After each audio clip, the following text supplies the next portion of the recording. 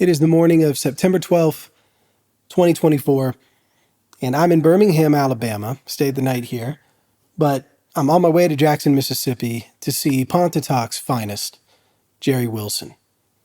Now, I have to give a shout out to the legend, my friend John Evans, founder and owner of Lemuria Bookstore in Jackson, Mississippi. He's the one who put me on to Gerry. I reached out to him to ask about authors who would enjoy doing books on the bed and would be a great interview.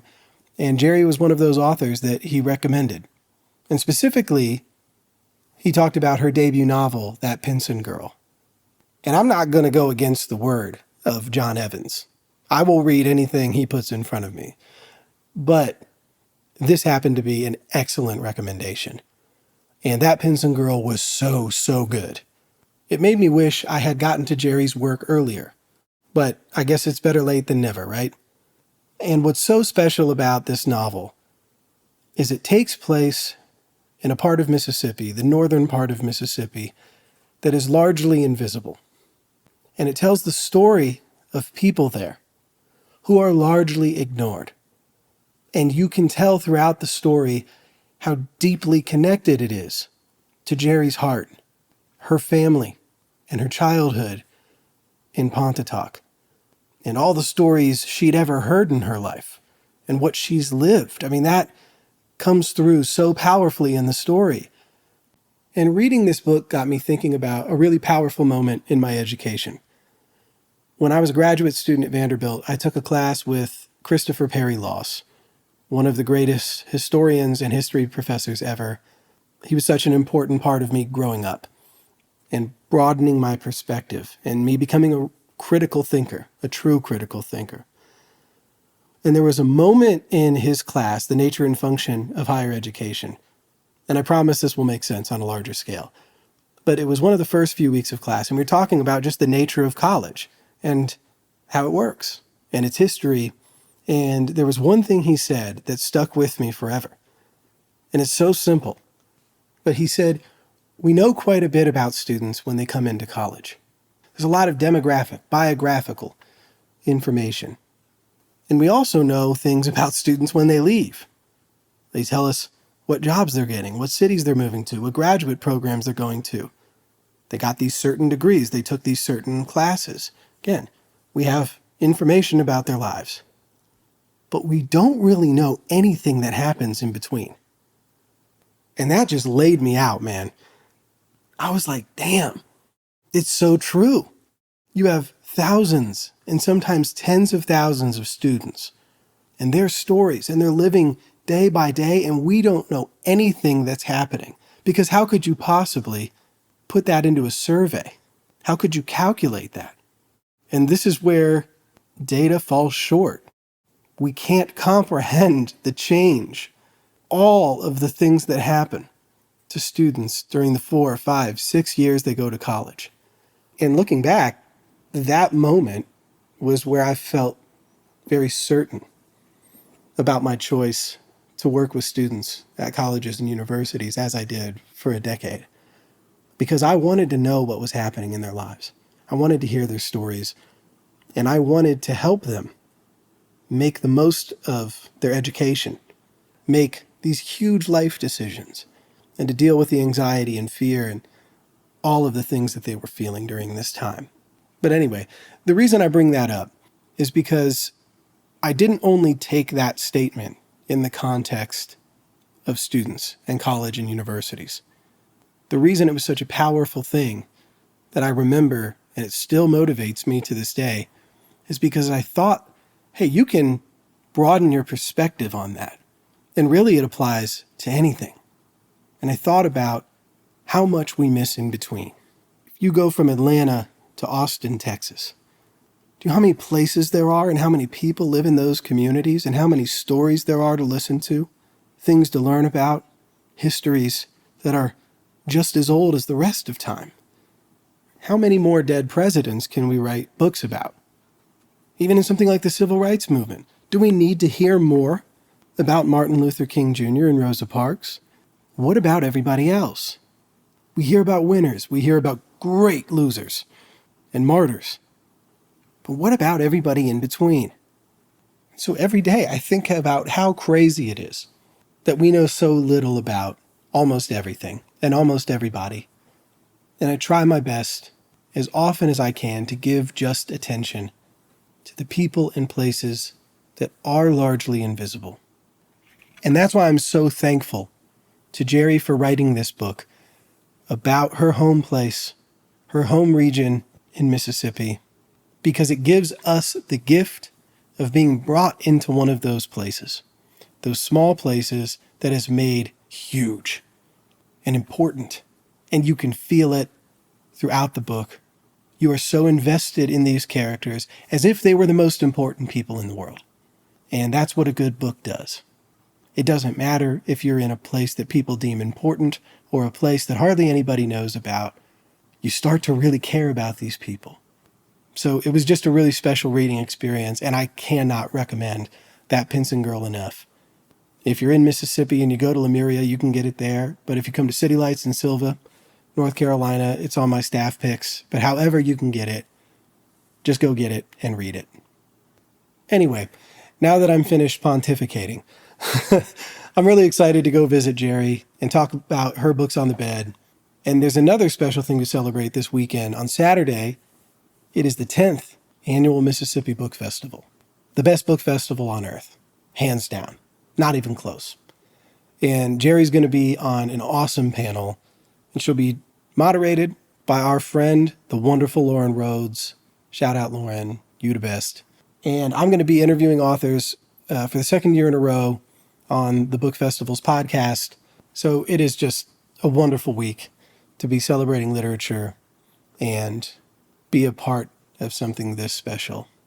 But I cannot wait to be back in Jackson, the land of Eudora Welty, and see all of the beautiful friends I've made over the years, make new ones, and have just a damn fine conversation about books with a wonderful writer and a great person.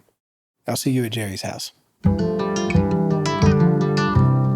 You're listening to Books on the Bed, where I travel through the country asking our hosts, if I came to your town and stayed at your house, what books would you put on my bed? Each host will share 6 books for me to carry with me on the journey of my life. And I'm here to share those books with you. As we go, we're building a digital library with every book put on every bed across the country. And who knows, maybe someday, the world.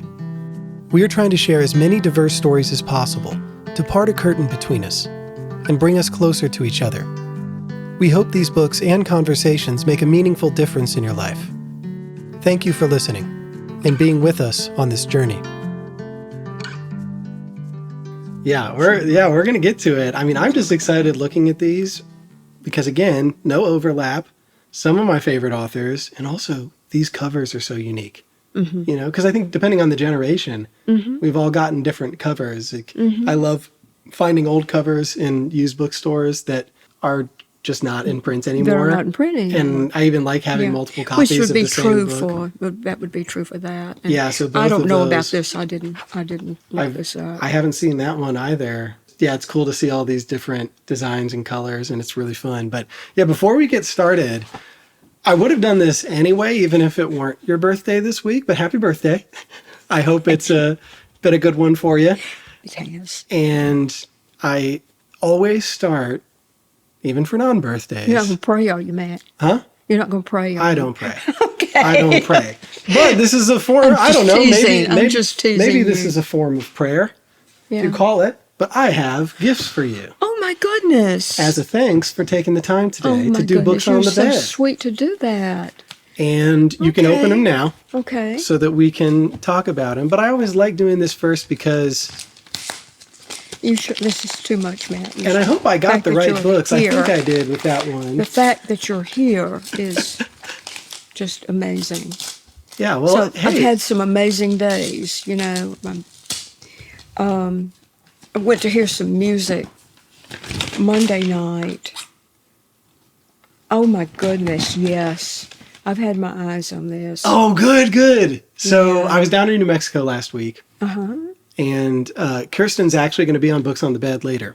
So this book, The 5 Wounds by Kirsten Valdez Quaid, is about a small town in New Mexico. So she's from New Mexico. And part of the reason, if you read the back of what happens at the beginning of this story, connects to that Pinson girl. Really? Just in terms of... 15-year-old Angel shows up pregnant. Yeah. Yep. And in some ways, I think Kirsten, is a writer, just like we were talking about. You understand the home soil of where you grew up in Mississippi. And it's not a place that's widely explored in literature. I'm just now getting into New Mexico authors, especially indigenous authors or, Hispanic authors. Yeah. So yeah.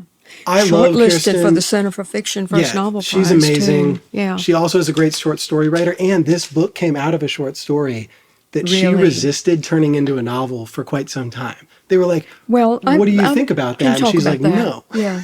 Yeah, because I started out as a short story writer. Yeah. So I thought you could relate to Actually, this. I started out as a poet, but there's a story there. Yeah, you've had a journey. We'll get into. Yeah, so... Not much of a poet, but I thought I was. But that's what led me to writing fiction. But that's where these two books come in. They're kind of related, but they're unrelated, it looks like.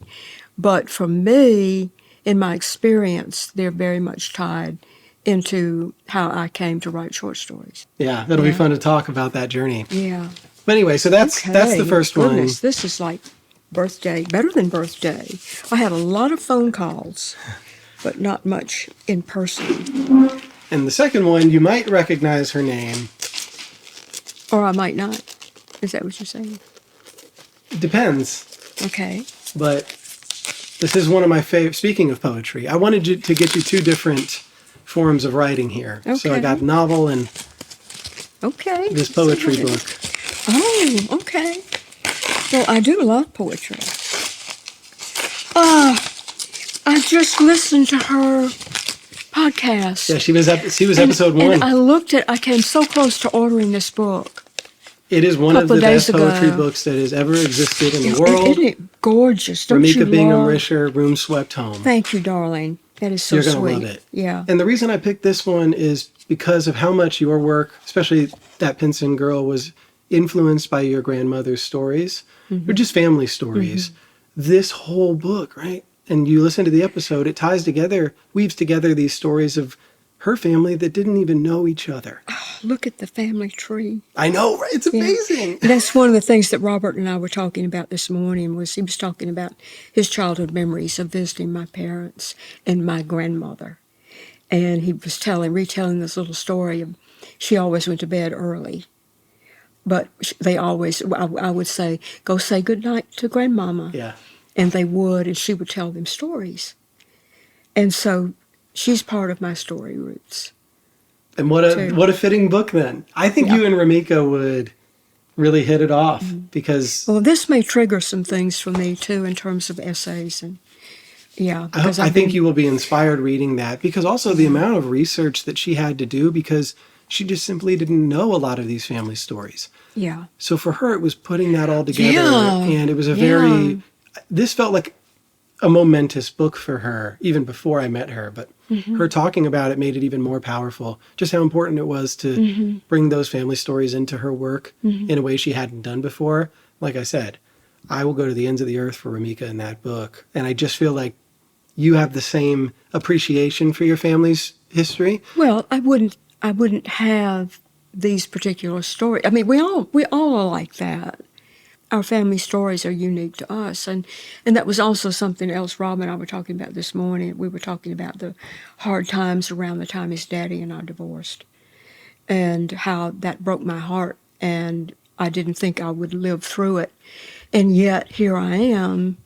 And I said, honey, I would not be where I am had my life not taken. And you guys, I have 4 sons.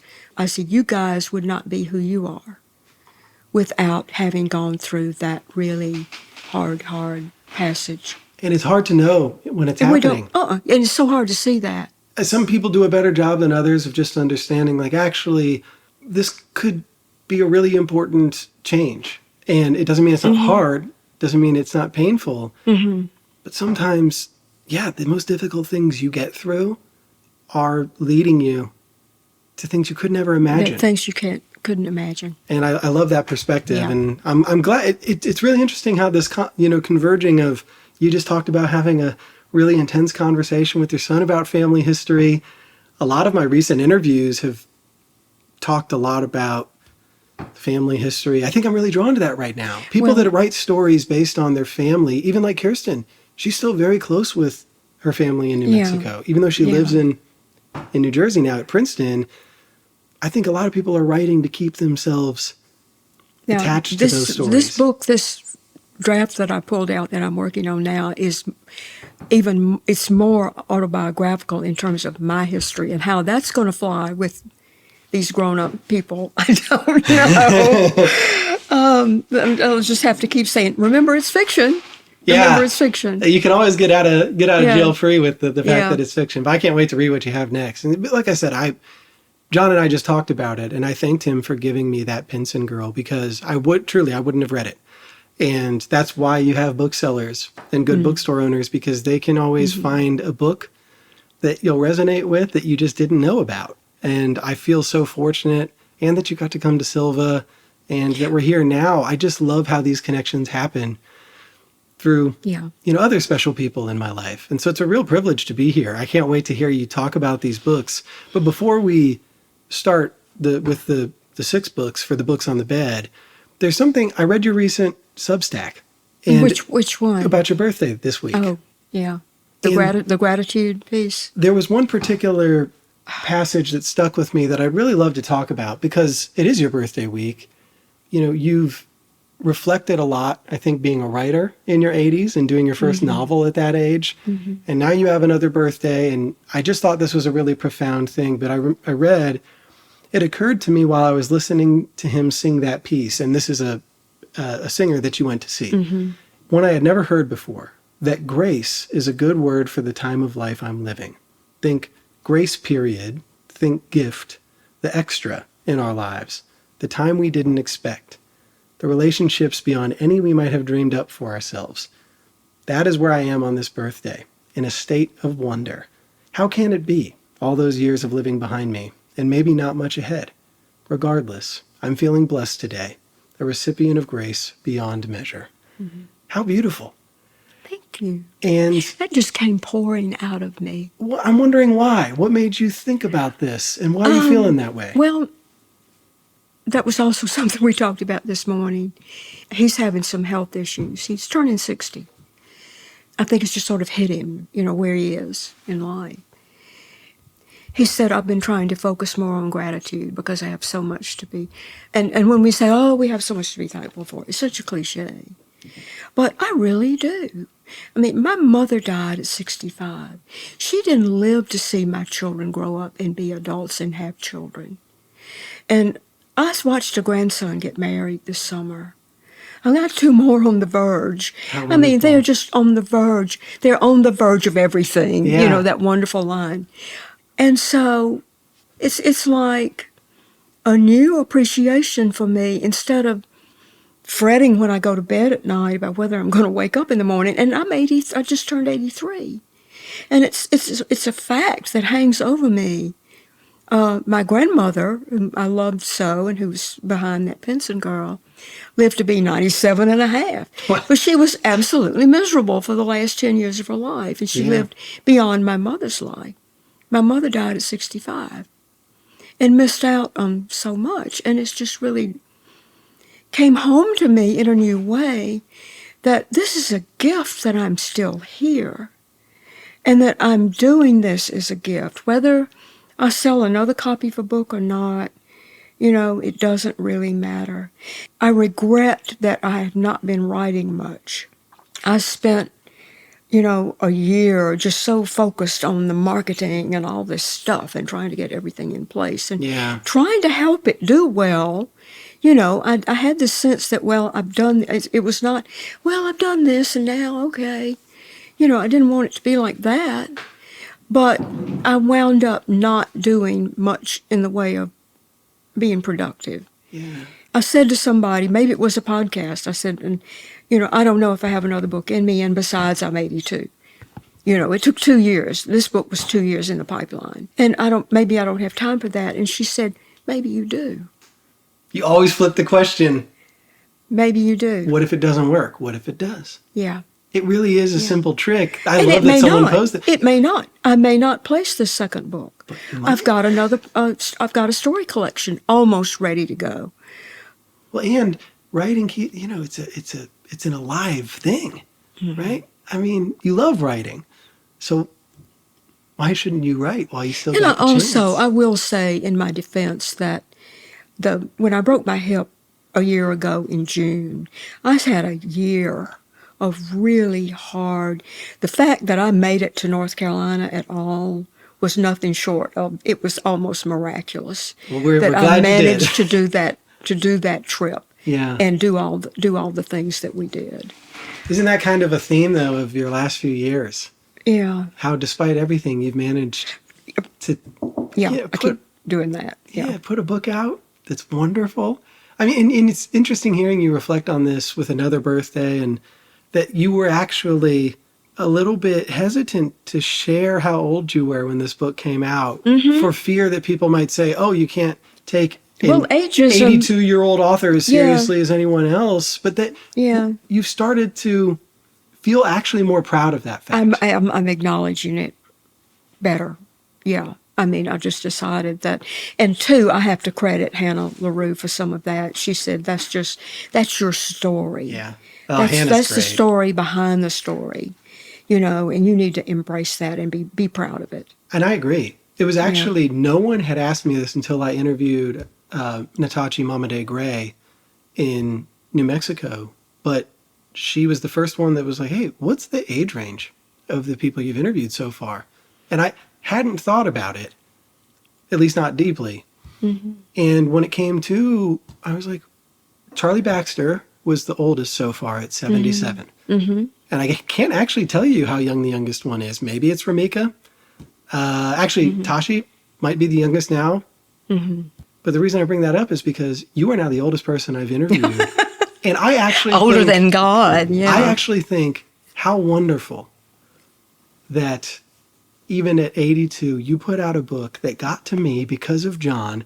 You came and read at City Lights. We got to become friends through that. And now I'm here at your house in Mississippi. That's a thing to be really proud of. Mm-hmm. That you putting that out into the world, it moved me. I know Lauren Rhodes, she loves the book too. There's just been so many people that have had that reaction. And I don't know that it would have been quite as special if you did write it 30 years ago. Mm-hmm. Because it's such a long family story that influenced that. And I think now with your whole life that you've lived, that's why the book was so good. There was just so much in there. Well, I think I bring a perspective to it that I couldn't bring to it even 10 years ago or 12 years ago when I had those first drafts, the first parts of that story. So it's just really cool. And I think you should be proud of it. I'm not surprised Hannah felt that way as well, because of course she did flip it that way. What I have found out is that there are a lot of us out there, a lot more older folks writing than I realized. One of my favorite things about working at City Lights is just seeing, even for writers groups or people that aren't publishing, there's so many people that are writing. Mm-hmm. And they're in their mid, late 70s, 80s, and they just don't stop. I couldn't have written these stories 40 years ago because I had not matured enough, and I keep going back to the conversation with Robert this morning. He said, well, so much of it has to do with your maturity that came out of the things that happened in your life that shaped you to be able to do what you're doing now. Yeah, it only could have happened when it did. It only could have happened I'm certainly glad it did. Yeah. But one of the things I was also thinking about when I was preparing for this, and to bring back Lauren, because in your Rooted interview that you did, the question, what does home mean to you? And how does Mississippi fit into that definition? One part of your answer I think we should talk about. Home is complicated, and Mississippi certainly fits that definition. Home is where I am, but it's also where my memories are. It's about story. Mm-hmm. I'm curious, as you've gotten older and as you were writing that Pinson Girl, what were the memories that were most prominent from your time as a child in Mississippi and then, coming of age? What are the things that came back to you Well, there's a lot, but I have to separate my memories from the secondhand stories because there were a lot of the secondhand stories, and so many of those have to do with my grandmother, who lived a really tough life. She had a really hard young life. Can you talk about some of those stories, though, that ended up influencing your latest book? Well, she grew up in a little community called Redland that was sort of straddled the line between Pontotoc and Chickasaw counties in North Mississippi. Redland is no more. There's a cemetery where the markers are all broken down, and I can't find the graves of my great-grandparents. She went to a little one-room school, went through the 8th grade, and that was all the education that was available to her. And so that's where, even though Leona in the book is coming along 20 years later than that, well, not really. Really, along about the same time frame as my grandmother, I guess. She has an 8th grade education. She does not have many aspirations for her own life. And my grandmother's aspirations were probably to marry a local boy, which she did. And I was talking with somebody the other day about, I wonder what her expectations were for her life, because they didn't go that way. He went to France briefly in World War I and came back, and like 2 years later developed tuberculosis. And my mother was about 2 or 3 years old at that point. And he spent a couple of years in a hospital down in South Louisiana. And I have a photo of him with some of his friends in that hospital. Wow. But he lost a lung as a result of that. And he was a semi-invalid for the rest of his life and died when I was like 10 years old. And so those early years, along about the time that happened, that was edging up on the Depression years. I have a little ledger that she kept where she kept records of, she had a cow and some chickens, and she sold milk and cream and eggs to the neighbors, and it was for, like 50 cents for a dozen eggs, 25 cents for half a dozen, just nothing. My grandparents I lived in the house with my maternal grandparents. And so she was always a part of my life. And I remember her gardens. They had a back lot that was devoted to a garden, and she grew all kinds of things. She fed us, basically. Mississippians and their gardens. Yeah. But she also had rose beds. She grew gorgeous roses. And there was a time in my life when I was a little bit older, she grew chrysanthemums and sold them to the florist to make corsages for football games. I love it. I mean, it was just amazing. Yeah. And she could arrange flowers beautifully. She had this artistic eye, and she had this mind for story. And so if it weren't for her, I wouldn't know much about the TB with him. I wouldn't know about the little letter that she kept that this woman in New York wrote to my granddaddy. He passed through the port of New York, and they were there for a few days, apparently, before he shipped out to go to France. And he met this woman. And she never heard from him again, but she wrote to him. And I have this one letter. It's about maybe 3 by 5 inches, like airmail texture paper. And it is covered with APO stamps and addresses. That letter went to France and came back and found him in Springville, Mississippi, which is about 10 miles out in the country from, there was a little post office, and that was all. Wow. That letter got to him, and she had written it on the day of the armistice. And she's describing that people are in the streets, the war is over. We've just found out the war is over, and people are marching in the streets, and there are parades and singing, and she said, wherever you are, I hope you're well. But she had a thing for him. Yeah, I'd say. And the letter came, it got to Springville, according to my grandmother's story. It got to Springville like a month or 2 months after they married. And he would never have gone back to New York. And I don't know whether they had a relationship, or she was just somebody that he talked to in a bar. But it's such a great story. It's so good.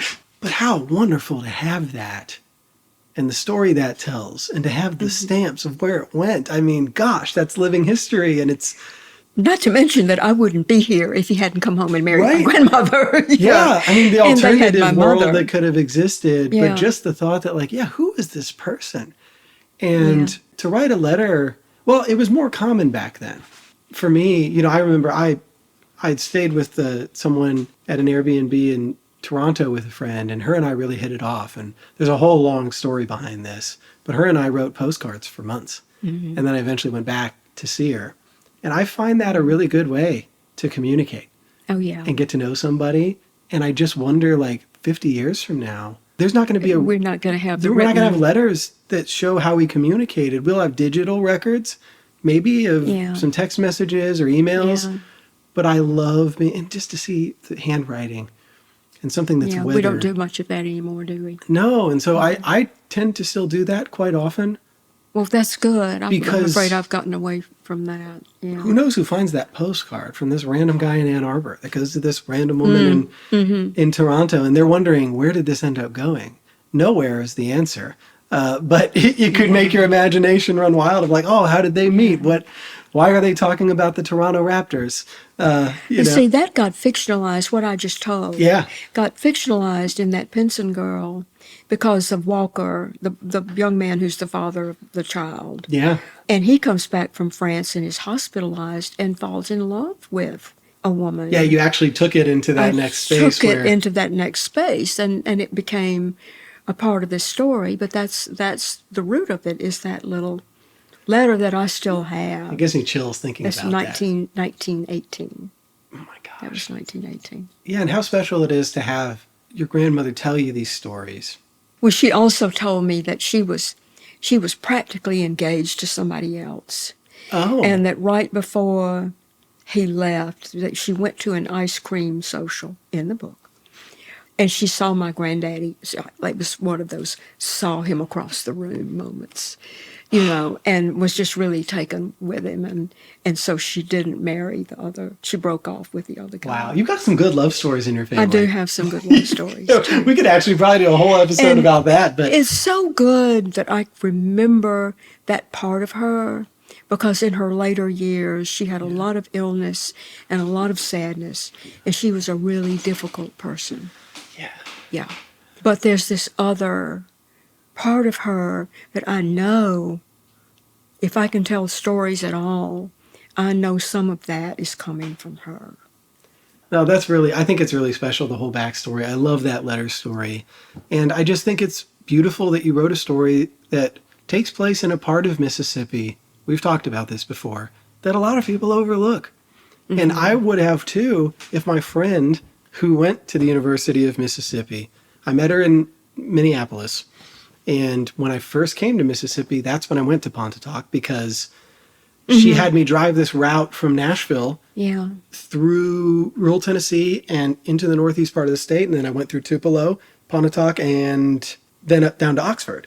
And that was the start of my first time in Mississippi. And to think all these years later, I meet you, you write a Yeah. book about that part. But why was it so important, particularly to set this story in your home place in the northeast part of the state? Well, I think, it's the place I know best. So maybe that's the easy answer, but also I just feel like that place is so much part of me and always will be. I don't go back much anymore.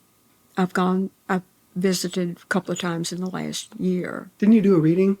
I did. I did, with the little local historical society. That's beautiful. And I was so proud of them. They got a Smithsonian Small Town Exhibit grant. Oh, that's great. And so, as a part of that, they presented 6 programs, and I was able to do How cool. one of those, and that was so cool. And Pontotoc is about 5,000 people now. So it's changed some, but there's still the square, there's still the courthouse. It just has that classic small town vibe. But it does have a bookstore now called Bookends, and it's run by 3 young women. And I am just so proud of them, and they're making a go of it. It's a delightful little place. I'm going to have to go now that I know that. Well, it's right on Main Street. You can't miss it. I just did an event recently at a coffee shop in a little artsy place called Taylor. out I from love Taylor. Oxford. Yeah. Lost Dog Coffee. And one of my grandsons played 30 minutes of music. We had a really great turnout. Lee Durkee did the conversation with me. Yeah, that's right. I did and see I that. asked the bookends girls, as I call them, to come over and sell books, and they did. I love it. And so it was just a nice little tribute to my spot and how far it's come in some ways. Well, this brings me to you. You know, we were talking about Faulkner before we got going. You've mentioned his postage stamp quote as something you've identified with being from Pontotoc and writing what you know. So talk about maybe how you've reflected on where you're from as you've gotten older. How maybe you relate to what he was talking about with like, this is my place. This is my soil. Mm-hmm. Even if I haven't been there for a while, that's still the place I know most deeply. It's still where I'm rooted, and I can't get around that. That those early formative years, I think they shape all of us. Place shapes us. I mean, if I had grown up in the middle of a city, I would have very different sensibilities about place. Maybe I would value green space even more than I do because I grew up with the red clay and the hills and the trees and there are those little country roads that when I drive down and the trees make that canopy and the light is just so that it just almost brings me to tears. But that's a perspective that I think has grown for me, an appreciation of that place. Because when I was 20, 21 years old, I was ready to get out of there. Yeah. I thought. As are a lot of people from rural towns. Most of us are. Yeah, a lot of people are. A lot of people stayed, have made good lives there. They love it. I still love it, but from a distance. So, yeah, I think my perspective on all that has changed somewhat. But it's the place that shaped me. The values shaped me. And yet, Matt, I do have to say that I was blind to a lot of things. I grew up very much sheltered, very much overprotected. I was not much aware of racism, and I put air quotes around that. Yeah. Class differences. I mean, I knew about that, but I didn't really take it to heart. I knew that we had black women who came and worked in our household, housekeepers, maids, if you want to call it that. Yeah. I knew that when my mother took the maid home, she rode in the back seat. I knew that she came to the back door. I've got a little story about that somewhere that I've never done much with, about my early awareness of the woman who was working at our house at that time. The person who was supposed to keep her children couldn't keep them that day. It was in the summer, so they were out of school, so she brought the children with her. And my mother made them stay outside. She wouldn't let them come in the house and play with me. She ultimately let me go outside and play with them. And there was something I remember sensing. I was 5 or 6. I was little.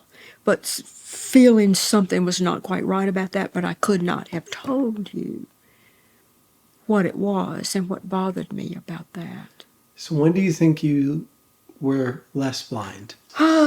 Well, obviously when I was a young married woman with 2 children already when Martin Luther King was killed. That got through to me on some plane.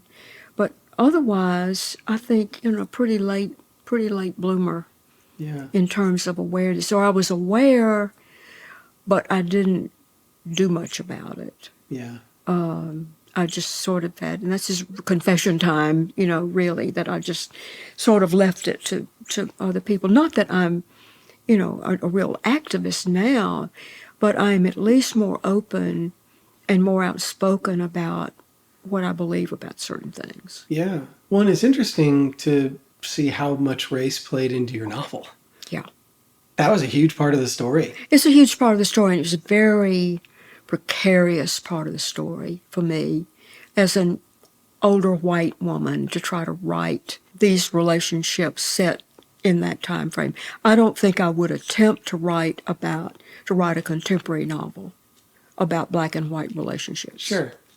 But I felt that based on looking back at what I understood when I was a child in the late 40s, what I understood then about what I was seeing around me, that I could translate that to a generation back and maybe make that work. You did.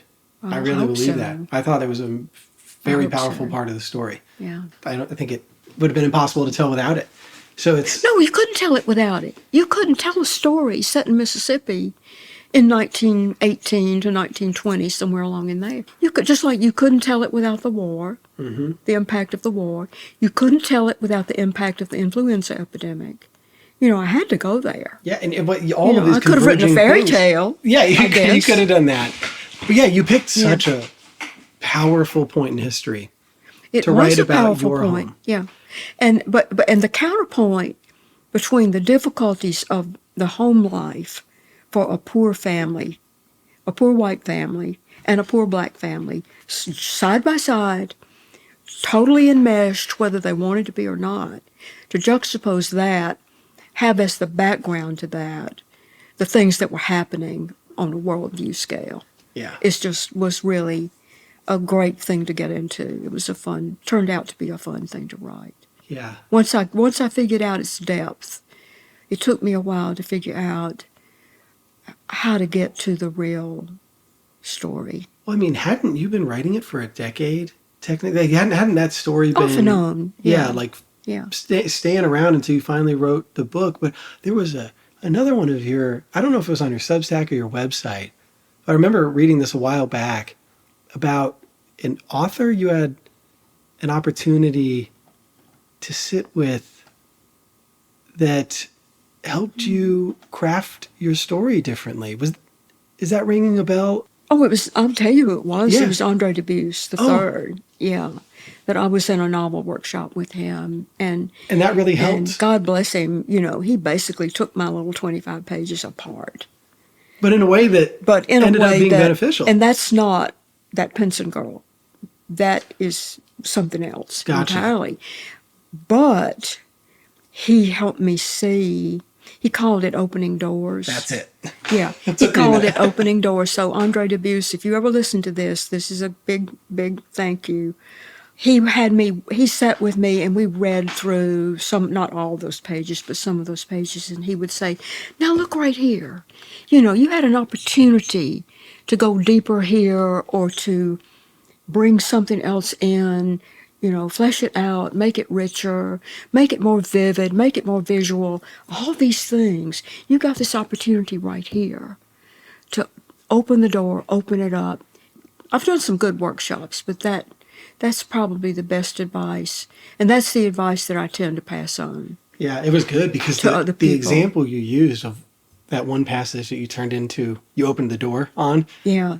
If you did that with 100 different sentences and passages, then oh my goodness. Well, of course, the trick to that is to try to understand which ones, right. which doors to open, and because you can go down rabbit trails that way. But what a huge gift to have that perspective. Yeah, and I did that the last pass through this book, which was in the summer of 2021, full blown COVID, shut up in the house.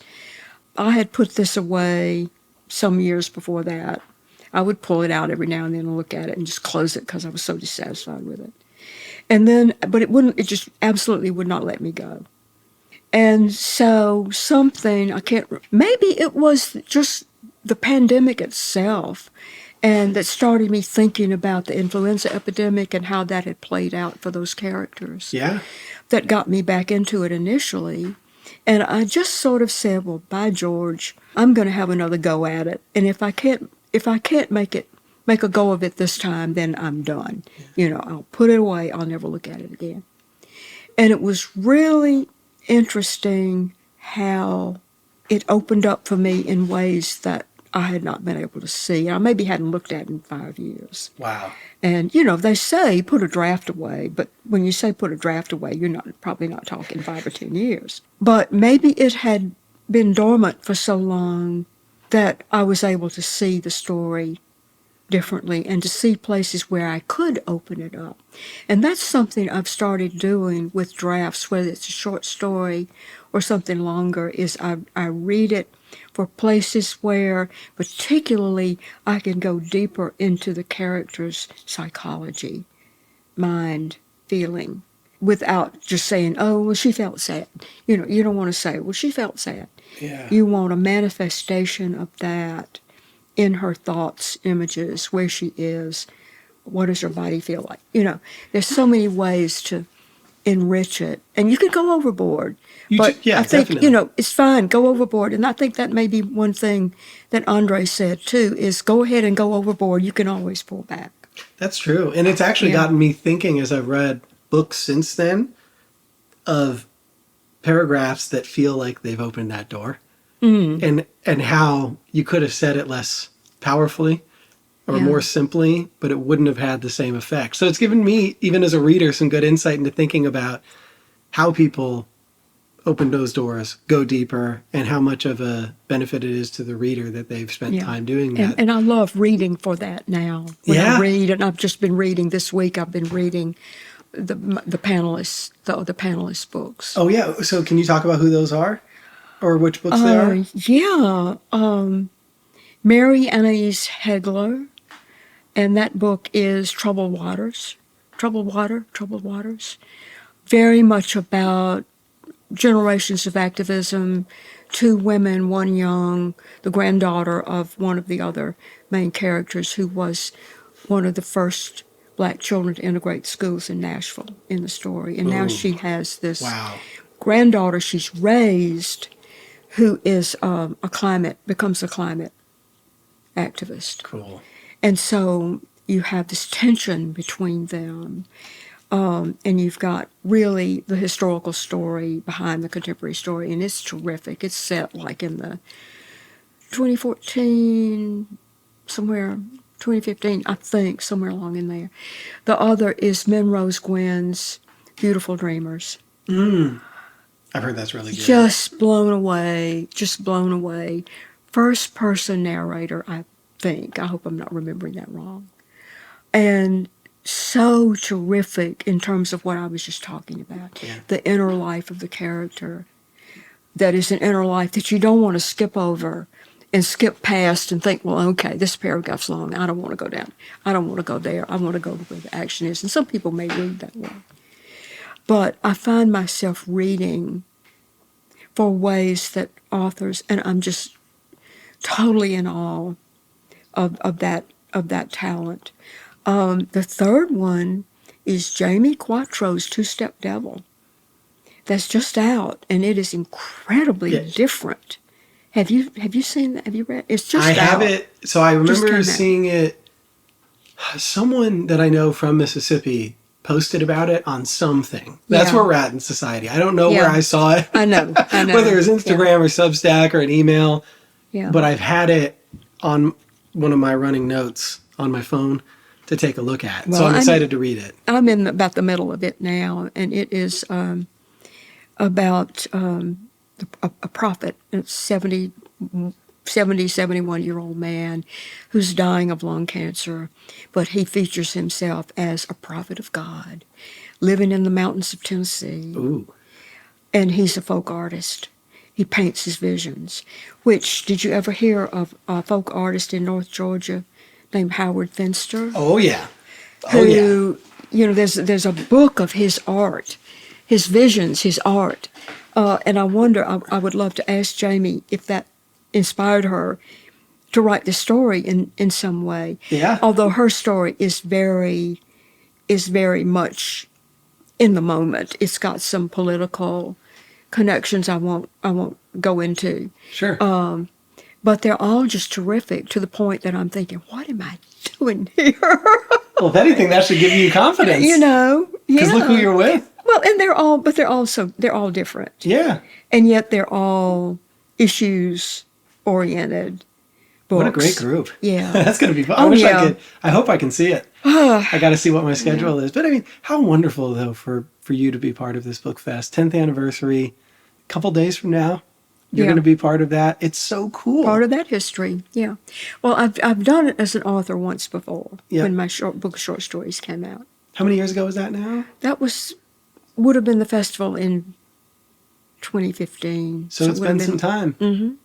And I've gone to it, but Right. not on the author side. Yeah. How are you feeling now the second time around compared to the first?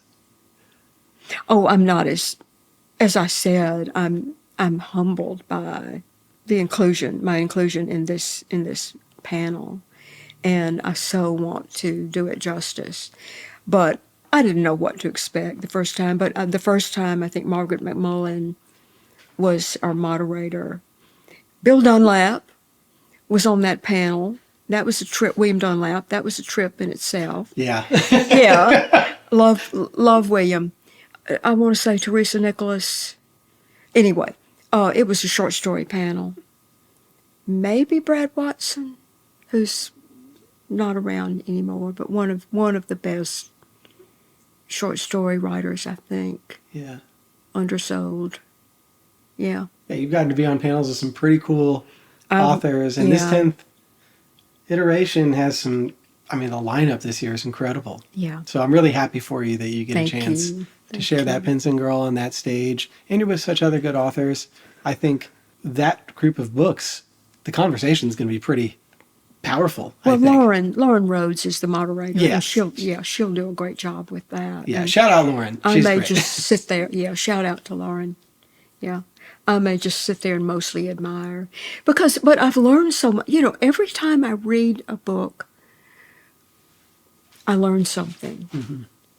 And I think it helps me in some way. I may not achieve it. It's like reading Faulkner for a sense of place. I wouldn't ever presume to try to write about place the way Faulkner does. And yet there's a pull in me to do that. The interior lives of these characters in these books that we were just talking about are just beautiful examples of the craft that's there. Yeah, I can imagine there's going to be a lot of inspiration this weekend. I think so. So that's really, really beautiful. Like I said, I'm so excited, and I'm glad I get to be part of it, and that this is now, the second time we've seen each other this year. Yeah. And I love talking about books with everybody, but like I said, seeing this stack in front of us got me extra excited because of who's a part of it and the authors that I've not read that are a part of these books on the bed. So I think this is a good time for you to pick the first one you're going to share, and let's hear it. Okay. Well, the first two are very different authors, but the book experience, my experience with these two books is just, they're all tied together. The first is a novel called Can't Quit You, Baby by Ellen Douglas, who's a Mississippian. Ellen Douglas is her pen name. She was Jo Haxton to those of us who knew her. And this book was published, 20 years ago, maybe? No, longer ago than that. 1988. A lot of our listeners may be aware of a book called The Help by Catherine Stockett. Yeah, I'm sure. Yeah. This book is, I don't want to say anything negative about The Help. It has its place and its time.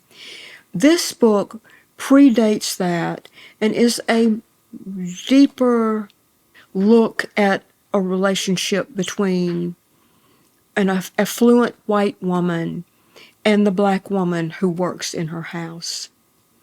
And they come to share stories with each other. And as they do that, it's almost like their experiences become blended in a way. Yeah. So it's just an exceptional book. And I always, she has other books. She has Truth, I guess, was the last book that she wrote. That was a collection of 4 very long stories. But I admire her because she was productive well into her 70s. Yeah. I also admire her because all her writing life, she was overshadowed by Eudora Welty. Which is a huge shadow to live Which is in. a huge shadow. But she kept writing good books. and she was a presence. And I love that. But I have to tie this to something very different. But yeah. And that's Tim O'Brien's The Things They Carried, which is a kind of novel in stories that was published back in the day when we didn't really call it a novel in stories. But it is a collection of short stories. I just love how old that book is. Yeah. Oh, yeah. Yeah. They're related, and it's very much autobiographical. It's based on his experiences in Vietnam. And some of the stories are very tough to read. But what happened was, what unites these two books for me is that the very first writing workshop I went to was at Sewanee. It may have been the first year. It was the first or second year of the Sewanee Writers Conference. Wow. I applied and got in, which says to me, it's so competitive now. They were taking probably just about anybody at that point, but I got assigned to a poetry workshop. But what happened was, our workshops only met like every other day, and so if there was a workshop on the alternating day that you wanted to attend, you could go and sit in. You couldn't participate, couldn't say anything, you couldn't submit a manuscript. But Ellen Douglas and Tim O'Brien were doing a workshop together, a short fiction workshop. And I thought, well, I knew who Joe was, Joe Haxton, Ellen Douglas. I'll just go to that. And I came home. I still have the notebooks, the pages of notes and the handouts. I can't find it. Yeah. I probably couldn't. You'd have to stay here several days for me to locate that, probably. I'm a patient person. It was like I had walked through a door. It just opened up the telling of story for me in ways I had never imagined. And so that was my introduction to writing short fiction. What an introduction. And let me read just a tiny bit of the opening of my favorite story called The Lives of the Dead, if I can get through it. This is the opening of The Lives of the Dead, which is the last story in Tim O'Brien's The Things They Carry. But this too is true. Stories can save us. I'm 43 years old and a writer now, and even still, right here, I keep dreaming Linda alive, and Ted Lavender too, and Kiowa and Kurt Lemon, and a slim young man I killed, and an old man sprawled beside a pig pen, and several others whose bodies I once lifted and dumped into a truck. They're all dead. But in a story, which is a kind of dreaming, the dead sometimes smile and sit up and return to the world. Oh, that's so good. I used to read that to my students. Wow. I mean, it gets you emotional. Yeah. But what a wonderful, happy accident at that conference, and that it was not the one you were a part of, but that you got to just go. Right. Sometimes it's the things you least expect. It was a serendipity, everything. Call it fate, call it whatever. I mean, what would your life have been without that? What would my life have been without that? Oh, I'm so glad. Like I was not prepared for that connection. But now I'm like thinking, gosh, that altered the course of... Yeah. Well, and of course he's talking about characters in the stories. And so, without going into that. But, and Linda was a little girl in his class who died of cancer when she was a little girl. And that's the focus of one of the stories. Just a tiny bit about that. As a writer now, I want to save Linda's life, not her body, her life. She died, of course, 9 years old, and she died. It was a brain tumor. She lived through the summer and into the first part of September, and then she was dead. But in a story, I can steal her soul. I can revive, at least briefly, that which is absolute and unchanging. It's not the surface that matters, it's the identity that lives inside. In a story, miracles can happen. Linda can smile and sit up. She can reach out touch my wrist and say, "Timmy, stop crying." I needed that kind of miracle. That is Tim O'Brien at his absolute best. Yeah. Gosh. I mean, I'm so glad you read those and picked this, because that's true. That is peak. I mean, I don't know anybody could read that and not get wrecked by it. Yeah. Because it's so true, isn't it? Well, I've read it a million times and it wrecks me all over again, you know. That's when you know. But it's so true. It's so true. It's like what we were talking about earlier about what the stories are, what our background stories are, our roots, our basis, and how that may get translated into story. It's just such an amazing thing. And it is so beautiful, that idea of keeping someone's life, right? Not their body, but to have someone still be alive through these stories. And I think even in the last few years, how many wonderful novels have been some form of that. James McBride writing his grandmother into a life she never got to live, one where she was actually loved. And Jim Minnick, he's a poet, a memoir writer. If you get a chance, you would love Jim Minnick. He grew up in a town, if you can even call it that, in Pennsylvania, Newburgh, Pennsylvania. And he told me there's 2 Newburgh, Pennsylvanias, but he wrote a book called Fire is Your Water. It was his only novel. And it was about his grandmother, who was in a Dutch Pennsylvanian community, and she was a powwow healer. And so he was thinking about writing about his family stories, similar to you. It's like there's so many that had been passed on or that he experienced himself that he was like, I can't possibly write a nonfiction account of this. So he wrote his family into Fire is Your Water. And through a character who was younger in the story, but it's based on his great-grandmother, Ada Franklin, and her powwow healing. And it's about faith.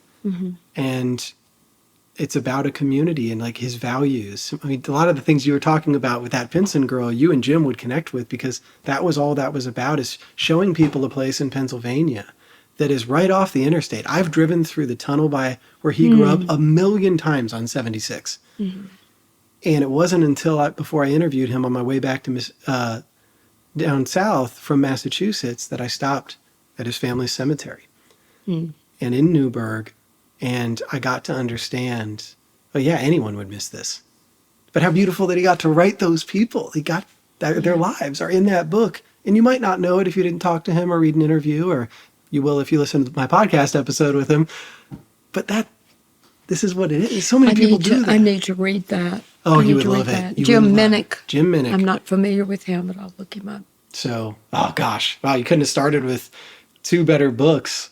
Well, you see why these 2 authors are really special. Yeah. To me. Yeah. And thank you for sharing that. That's a very powerful experience. Yeah. So what's next? Well, let's see. What do we want to? Let's go with Lewis Norden.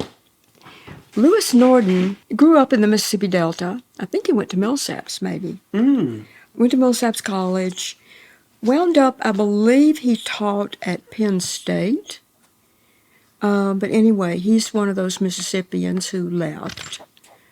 Oh, here we go. He grew up in Itabena. I was close. He says he's lived throughout the South and worked as a fireworks salesman, soda jerk, yard man, lumberyard hand, hardware salesman, high school teacher, orderly, night watchman, book reviewer, and now professor of creative writing at the University of Pittsburgh. He was published all over. He left us way too soon. I think my husband Austin is the one who introduced me to Buddy. Around here, he was known as Buddy Norden. Can you say the title of this book? The title of the book is Music of the Swamp. I love that Music title. of the Swamp has a topless mermaid on the cover, for those of you who can't see. He writes these quirky, wonderful stories that it's sort of hard to describe what they're like. You have to experience them. But they are funny, laugh out loud funny, and poignant to the point of bringing you to tears, all at the same time. Yeah. He was such a gifted writer. I would have to censor them a little bit because I taught I don't always tell people I taught in a private school, but I did for Yeah. many years, taught English and creative writing. And I would have to censor his stories a little bit in order to share them with my creative writing But students. you had to do it. But one of the things I did in that role was to bring stories to them, not just the classics, but to bring stories to them that were lively, alive, Yeah. and fun and moving. And so Music of the Swamp falls in that category, and I used to use a couple of these stories with my kids that they would ask me to, oh, let's read it again. I would also read aloud, Yeah. like they were little kids, and sometimes they had copies to follow along and sometimes not. But they loved to be read too. Oh, yeah. And that's great. a great way to teach, to absorb the cadence of language. Yeah. Here's just a bit from the title story, Music of the Swamp. And these are these boys they are camping out in the yard. One says, well, it begins this way. We lay quiet for a while. We removed the mosquito netting and looked at the sky. I said, there's the North Star. Roy Dale said, you're lying. He was right. I didn't know one star from another. Roy Dale said, I wish I had a cigarette. It was a nice night. I was beginning to be glad I was there. I told Roy Dale and John Wesley the story of the day when I was 5 years old and a warning about a mad dog, all spelled as one word. Mad dog went out through the neighborhoods. I made the memory sound dramatic. No one was allowed on the streets, I said. A mad dog, a rabid dog. I told them the air was filled with the fragrance of rotting persimmons and the sounds of wasps drunk on the ferment. This part was not true. I only told it to make the story sound better. I thought Roy Dale would say, you're lying. Instead, he said, I remember that. I said, you do? He said, I remember that mad dog. I said, you're lying. He said, I saw it. It couldn't hardly walk. It was so crippled up with the disease. I said, tell the truth. He said, there was ropes of spit stringing out of its mouth. Its eyes looked like busted marbles. I said, oh, man. He said, a man with a rifle killed it. It was a shepherd dog. I saw a bright red bullet gash its side. Mock it down now. I watched that dog breathe its last breath. We lay in the night silence and watched the stars. I wished I knew the names of all the stars and all the constellations, or even just one of them.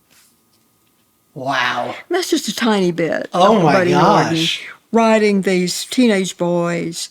There's a character in here called Runt Conroy. Oh, man. I've never heard of this. That's amazing. Yeah. He was terrific. I can see why you would want to read that aloud. He was terrific. Yeah. But he was one of my teachers as far as the short story and what you can do in the short form. 'Cause definitely. We've talked about this before. But short story, it is hard to do. And it is hard to do well. Like, we don't sell hardly any short stories. I've only been able to sell one copy of Eudora Welty's story collection. We've sold a Flannery O'Connor. I think there are just not enough people that appreciate it as much. And also, though, it's something that I think people write less now because it's not going to sell. Right, it's not. But when you do it, listen to that. It's not going to sell, no. But that's what I was drawn to first. And you mentioned Flannery O'Connor, so that's where we'll go Yeah, let's next. talk about that and one, this too. This is just one of her books that just means a great deal to me. A Good Man is Hard to Find is a story collection. It's so good. One of her stories, The Life You Save May Be Your Own, that's in this collection, was in the 10th or 11th grade literature textbook that I was using as a teacher. Wow. And so I think I mentioned to you earlier that one of the things that brought me to writing fiction was teaching and teaching story especially. And it brought me back to some authors like Flannery O'Connor that I maybe had not paid a whole lot of attention to as a younger reader. When did you first read Flannery? Do you remember? Oh, gosh, maybe not until I taught that story. Oh, wow. Yeah, when I was in my 40s, maybe. I may have read something along the way, but I didn't get into it. I didn't dig into it. But she is just a master. I mentioned quirkiness in Norden's stories. O'Connor is quirky in her own way. The presence of her faith in these stories is not quirky in that sense, but it is unusual in the way that she uses the outsider. She uses people who are physically or mentally or emotionally challenged in her stories. That example may account for the presence of Sally Pinson in that Pinson Girl. Actually, I'm glad you brought that up. I was going to ask about that. That little element of the grotesque, the different, the outsider, that's not based on class necessarily, but is based on a kind of resistance to difference. Mm-hmm. And in the Life You Save May Be Your Own is just one of my all-time favorite O'Connor stories. And, of course, there are so many. And then the book of her letters and very short essays called Mystery and Manners is not on this list. That's another great one. As background to her and where she came from. You know, actually, that was a really important book to read. I read it years after I read A Good Man Is Hard to Find. I think you need to read that after you've read some of her stories. And it was actually, I was interviewing a filmmaker who's from West Virginia, and she's in Tennessee now, and she pulled it out from her shelf in her office to help describe. She loves Welty. You know, she talked a lot about books. Jasmine Ward, she's a big fan of her. But Mystery and Manners was to help Elaine live it more into a regional filmmaker. Like all of her stuff pretty much is West Virginia. Mm-hmm. So I thought that was an interesting way for her to explain the influence that Flannery had on the way that she approaches filmmaking and not trying to, that regionalism in some ways has dissipated as more people have been transient. And with Flannery, though, I mean, just like Welty, they're inseparable.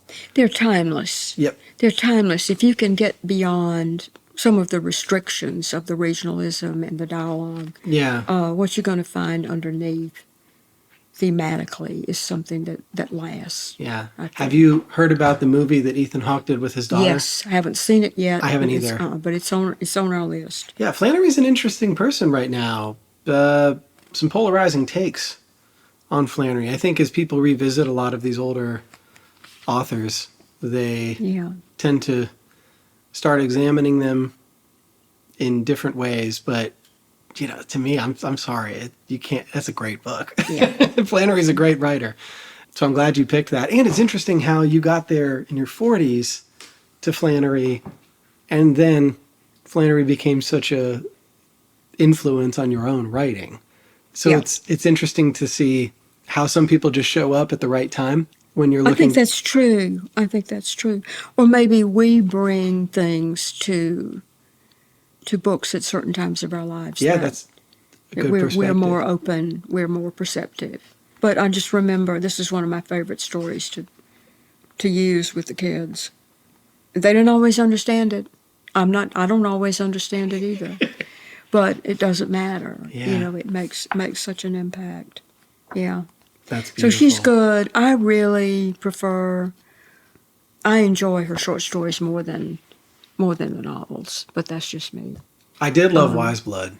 Oh, yeah. And a great movie, too. Yeah. If you ever get a chance to watch that, that's an intense story. Well, we were talking about, you know, when I came to that, and the same thing is true of Faulkner.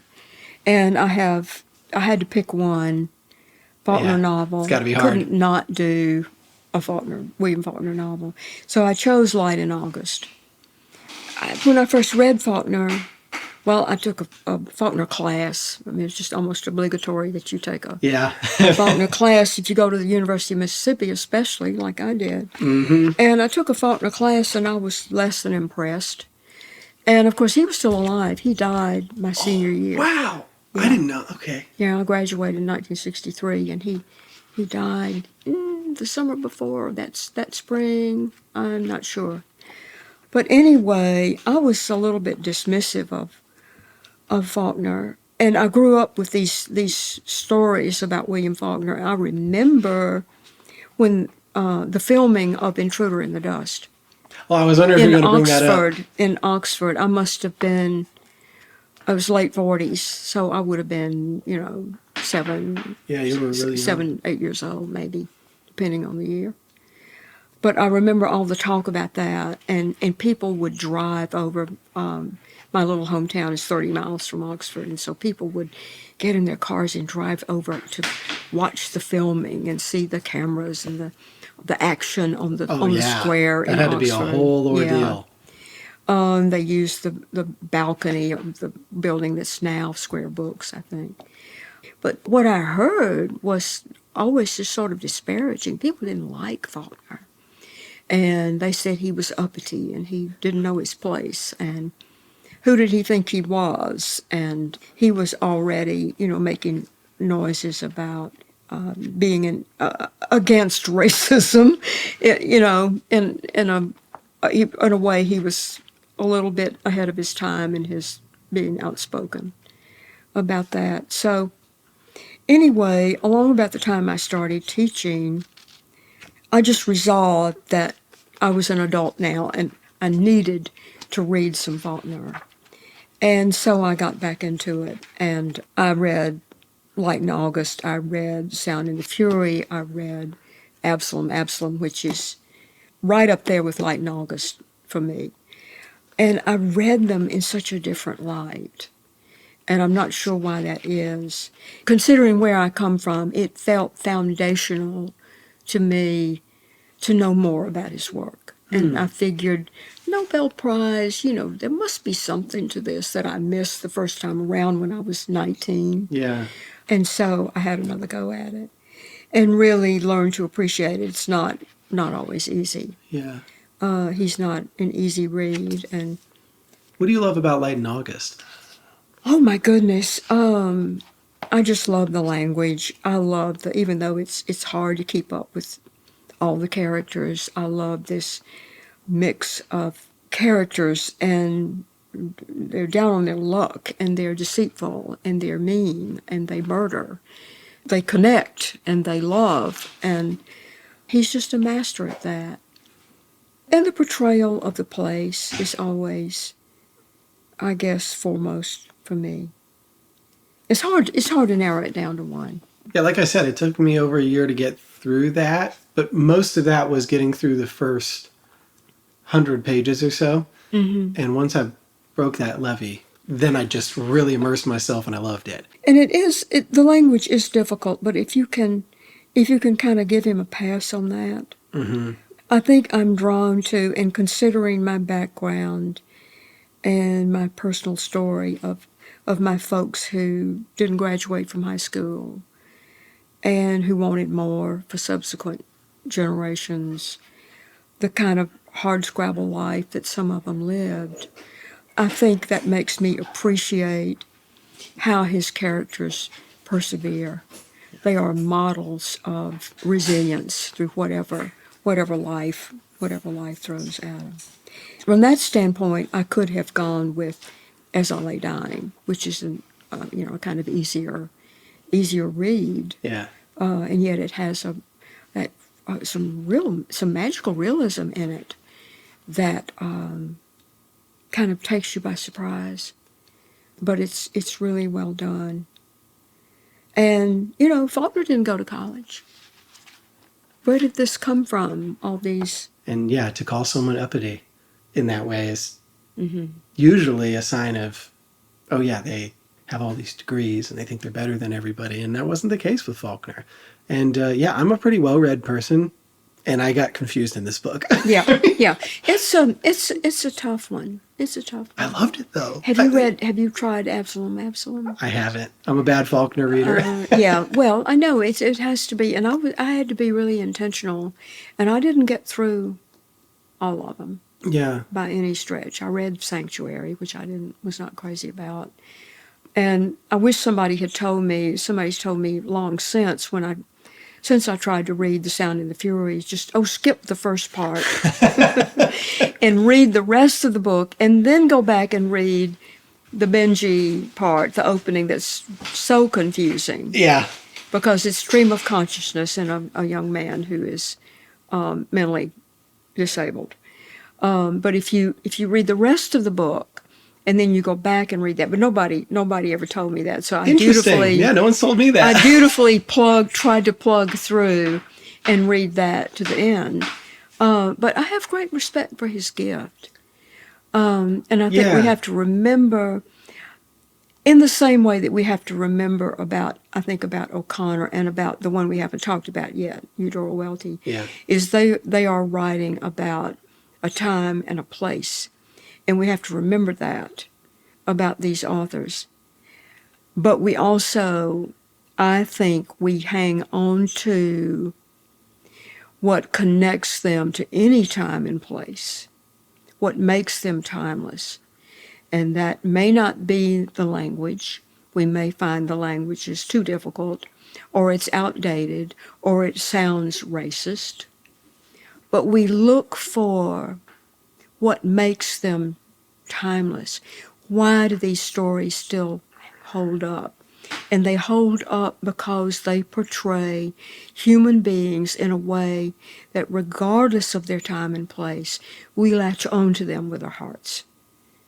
Just like you and I were both moved to tears when I read the Tim O'Brien.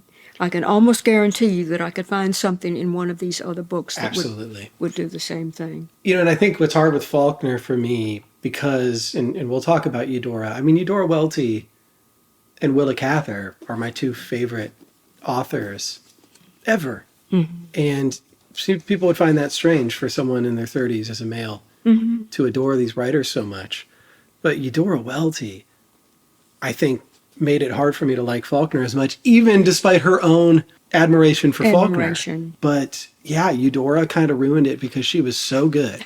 And I got so obsessed that there is no Mississippi writer that can supersede. But exactly what you were talking about. I had a friend of mine who was very skeptical about Welty. He's like, I don't get the whole thing. He read The Optimist's Daughter.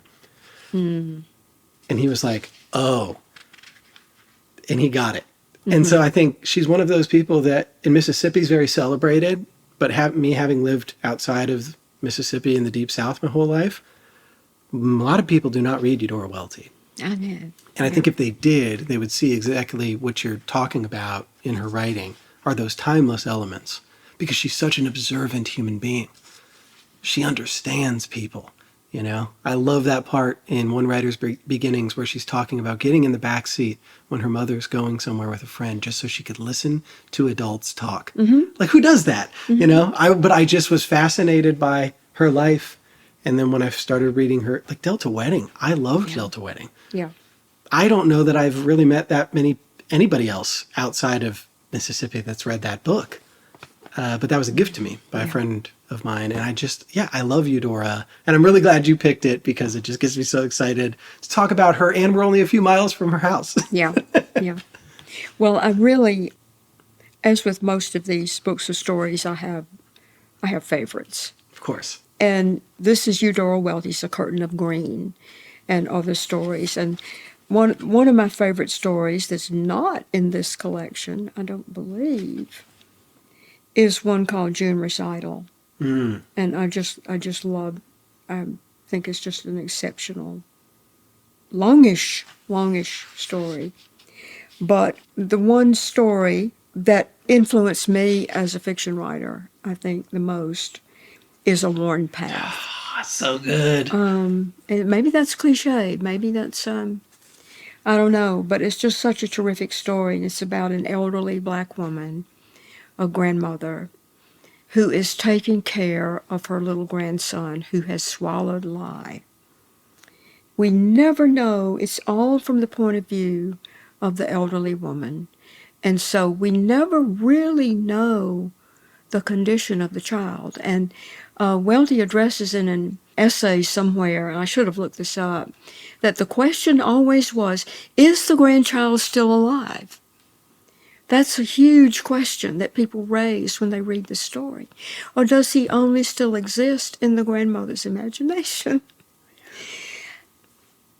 And I don't think it matters, and I think that's what Miss Welty said, that it didn't matter.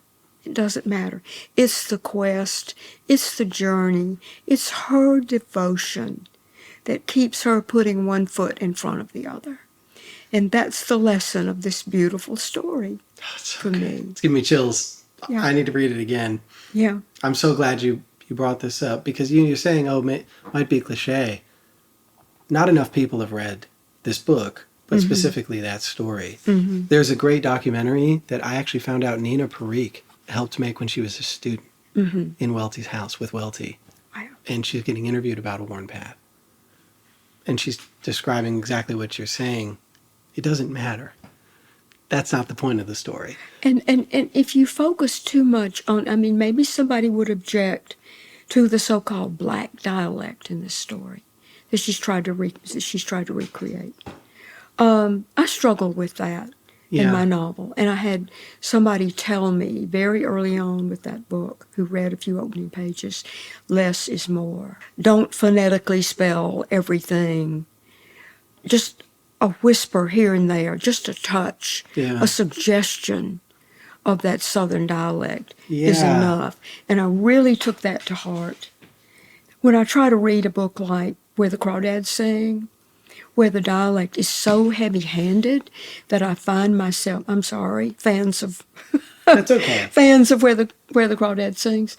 It's a good story. It's a good novel. I don't dispute that. Yeah. But for me, the language got in the way of the story, and I would find myself trying to figure out, phonetically trying to sound out what she was saying, rather than having the sense of the dialogue, the speech, the conversation, which is what matters, is what's happening between two speakers.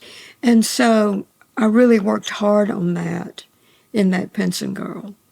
You did a good job. To try to keep that from being too heavy-handed. And I don't think, again, this is a certain time and a certain place that she's recreating, but I think Eudora Welty was extremely conscious of what she was doing when she portrayed white characters, black characters, poor characters, whatever. It's always a mistake to put Welty's characters into some kind of stereotype, to try to plug them in somewhere. We need to be open. We need to be open to them. Yeah, Welty is someone who I wish was taught more, especially in other regions. Yeah. Because what she does is kind of flip that idea that a Southern writer couldn't resonate with a Midwest boy like me. I'm from Dayton, Ohio. Do you know how different Dayton, Ohio is than Mississippi? Yeah. I mean, we're talking about totally different worlds, particularly me growing up in the 90s and early 2000s. And had I read someone like Eudora Welty when I was a child, I think I would have liked reading more. Other than like history books when I was in college, I really liked. I did like some novels and literature in college, while I was in college. But Eudora and Willa Cather helped me fall in love with reading for a lifetime. I mean, I owe her that. So I'm glad you said that, because she's underestimated, I still believe. And I'm trying to sell more of her in Appalachia. I try to tell as many people as I can, because I think, again, despite the time and despite her being so Mississippi-centric, it touches your heart. It touches the heart if you're open to it, yeah. And I was just sitting here thinking about when we were off mic, I mentioned Jane Ann Phillips' Night Watch to you, which is set in Appalachia in the Civil War. And so that is regional. You could call that regional fiction, but it's so much more. Yeah. And it comes down to, there's a phrase that we throw around, the universal things. Yeah. Yeah. But it's true. At the heart of really great stories. I think any good writer can take the smallest place in the world and make it seem like anybody can relate to it. Yeah. And that's what Welty does. Yeah, God. And I'm curious, though, now living, as long as you have so close to Eudora, the ways in which her life, knowing her life here and where she's from and being around it, how Eudora continues to influence the writing that you do. Oh, I think it's the richness of the character and the breadth of what she's able to do. Like in this story, this woman who is, I didn't really go quite far enough with my description of the story. She is the elderly black woman. She's walking to the store, rural place, not even a road. She's on paths, that's thus a worn path. She's on her way to try to pick up medicine for this little child, and it's so much of it is inside her thoughts, and she can't see very well. And at one point she falls down, and she's dependent on a stranger who comes along and helps her up. But it's her persistence. It's the journey that she makes, and even, whether she's really taking it back to the child or not, she's making this journey periodically, and that's become the pattern of her life. I think there's a lot to be learned from these more classic. I read a lot of fiction. Me too. I read a lot of contemporary fiction, more novels lately than short stories. But I do still read contemporary short stories, and there are some terrific writers of short fiction working right now, today. Yes. And like you said earlier, those things don't sell very well, but it is an art to be able to cloak a full story in just a relatively few pages. There is a real art to that. And the best, I think, are the ones that manage somehow to still be rich in language and place, like some of our forebears. Yeah. Yeah. It's interesting, too, just thinking about this exercise, how some of the books that have been chosen have been due to their structure or even length. So some people have taken it as far as, like Ramika shared Toni Morrison's Home, partly because it was a lesser read book, but partly because it was small. And so carry it on the journey. But I think short stories are a good thing to share because you don't have to read the whole thing. You don't have to read the whole thing. You can pick and choose. Exactly. Yeah. You can skip around. So mostly. So despite people not reading as many short stories, not as many writers that are able to get short story books out there, I think they're a really, really great gift because I would say attention span for my generation is almost non-existent. Thus, flash fiction. And I'm not disparaging flash fiction. It is what it is. And there's a real art to producing a very short story that feels complete. But when you give someone... I envy that. I don't seem to be able to do that. But when you get Welty in front of somebody and it's short stories, you can share that love of a writer without saying, hey, you have to read all of the novel that they wrote. So there's some benefit to that. But yeah, this is such a good group of books because 3 of them I've read. Which 3, Matt? Those. Welty, Flannery O'Connor, and Faulkner. But these 3, well, I'd never heard of this in the Never slightest. heard of Lewis. Yeah, so this is really cool, and I'm 100% going to get this book. And I love this cover. Don't you love that? It's just so unique. And then I had read this before, actually, but it was so long ago that I've forgotten. And I was young. I don't think I appreciated it enough. And now that you've read those passages and I was moved so quickly, I think I need to go back to that. We're so removed from the Vietnam era. I mean, that's ancient history for us now. And it's sad that that's the case because I was talking about this with my uncle a few years ago who was in Vietnam. But I've met a lot of Vietnam vets on the road. And one of the ways I feel like I can connect with them is because of the class that I took where I read this book. There was a class at Michigan called American Society and Memory in 20th Century Wars. I kind of butchered the title of it. It was a long title, how college classes are. But I'd never learned about Vietnam like I did in that class, any of the wars, truly. And the intimacy of reading letters and understanding more fully the scope of how much that war has impacted so many people and the horrifying nature of it. That was such an important class for me. I think I was pretty smug as an anti-war kid. And now I can be anti-war and also have the empathy to understand that if you were part of this war, my generation owes it to be much more curious and less judgmental about, like, you need to listen to the experiences of these people, because if you are like I was when I entered college and said, like, oh, war is bad or whatever, it's not that simple. And I think this book, it would be a good thing for people to read if they want to understand. Yeah.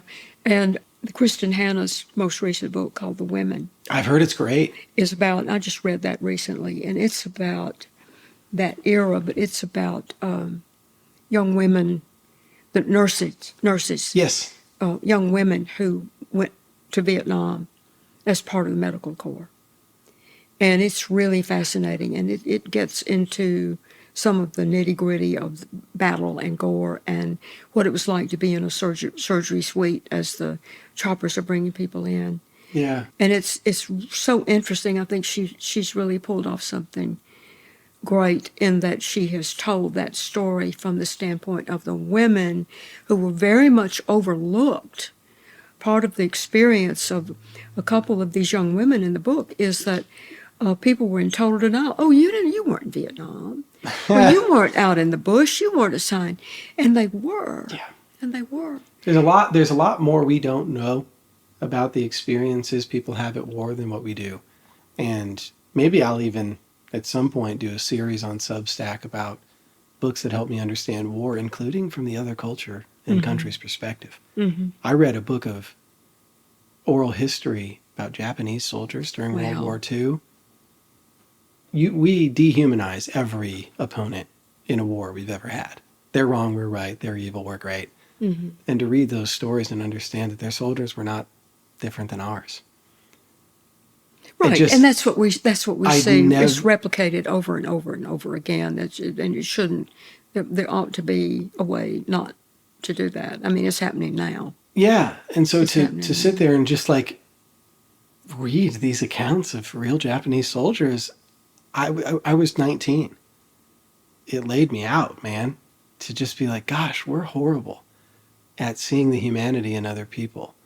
It's also, I've learned so much history through novels, like about coal in West Virginia. Like those novels actually lead me to the learning, because they will say, oh yeah, this thing happened in the 70s in the novel. And then I'll be like, wait, but what was that? And then I actually go find the historical account. I mean, I would say I've gotten a whole college education from novels in the South and Appalachia, because it's things we don't learn about as Midwesterners. And even in college, you're just scratching the surface of a lot of this stuff. Yeah. So you think about all the ways in which these novelists bring you into a whole history of a people. And that's why good research is so important. And there's a lot of people that have had a lot of really great books come out of their own love of history. So, yeah, I just think it's really cool. And, God, this is such a good stack. But I do want to, can we rapid fire the second stack here? Rapid fire of what the didn't make the cut stack. of the 6 books on the bed. What didn't make the cut? Okay. Well, because we want to at least acknowledge them, because there's some good ones in here. There are a couple here that are, along with Faulkner, these are my tributes to what I call the great sprawling novel. One is Thomas Wolfe's Look Homeward, Angel, that I had not read, and it is a monster of a book. 500, and look at the underlining map. That's great. 520-something pages.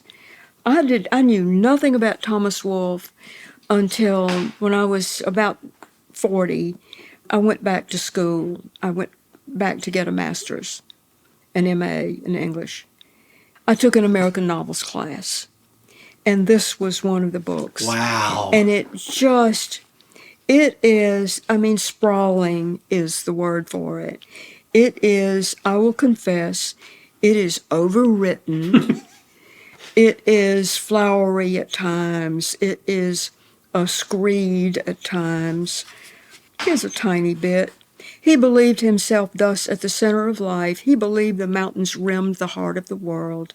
He believed that from all the chaos of accident, the inevitable event came at the inexorable moment to add to the sum of his life. So there's that, and then there's also this just great story. So anyway, this was one of the first big sprawling novels that I fell in love with, and That's I remember awesome. I wrote a paper about this book. And then there was Pat Conroy, and the one I pulled is Prince of Tides, which I just loved. And Conroy is a heartstrings ringer too. Huge novel, another 500. Yeah, goodness, you couldn't even bring these on an airplane right now. Yeah, 500 plus pages. Just terrific, engaging story. His rendering of setting, place is just hard to match. And the other, similar to it, is Beach Music. And what is the short one that is so good? I have to confess, I've never read Pat Conroy. Never read Pat Conroy. Well, I hope you have a long life ahead of you, Matt, because there's some books you need to get to. Yeah. The Great Santini, you might know. You ever heard of The Great Santini? And The Lords of Discipline? Just great stuff. Great stuff. Yeah. Kind of fallen out of favor, maybe. But I've talked about how I was drawn to the short story. And for a long time, I didn't think I could write a novel. I didn't think I had it in me. How do you do that? How do you go from the restrictions of 15 pages, 20 pages, double spaced? How do you go from that to 250, 300? It's a task. Whatever. It's a task. My husband, I was whining about it one day, probably, and Austin said, well, a novel is just a long story. And you have all this latitude in a novel to open doors, go down paths, do more with description, more dialogue. You can just do a lot more in a novel. So try it. Try your hand at it. And eventually I did.